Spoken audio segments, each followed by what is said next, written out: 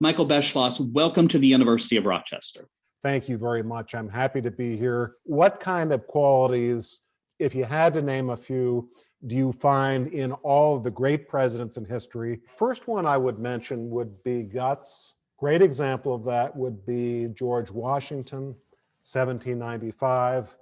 He was nearing his last year as president. He worried that the British were going to invade. He knew we didn't have the military to resist. So the result was he sent John Jay to London to do a treaty with the British, which he did. And it said the British would not invade the United States and probably conquer us in exchange for American concessions.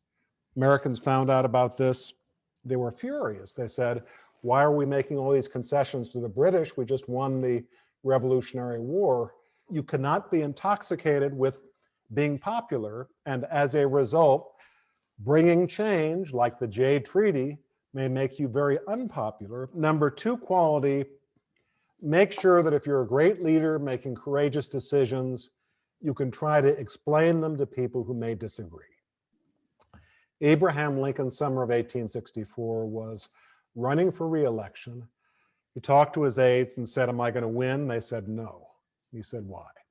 They said, because of this Emancipation Proclamation of yours.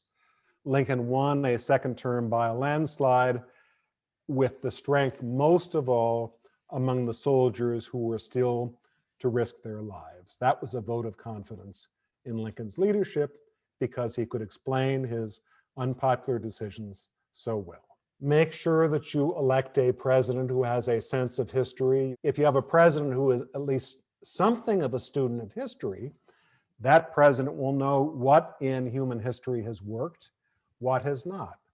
How does morality play out in terms of a presidency?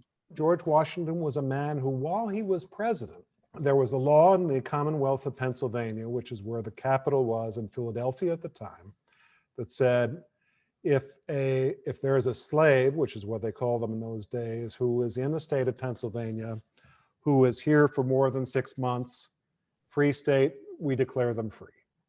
And Washington concealed the sleight of hand, but he brought his slaves from Mount Vernon to his house in Philadelphia, would send them home a few days short of 6 months to make sure that they would be still in slavery. You talked about Harry Truman's legacy being reevaluated and him moving from, a very unpopular ex-president to now being considered a very successful one. Sure. Do you have examples of the opposite happening? Someone leaving office at a height of popularity, and they deserve nothing. Right. Warren Harding was popular in 1923 because he was for staying out of world affairs, in the wake of Woodrow Wilson in World War I. Well, he sure did that. He was an isolationist.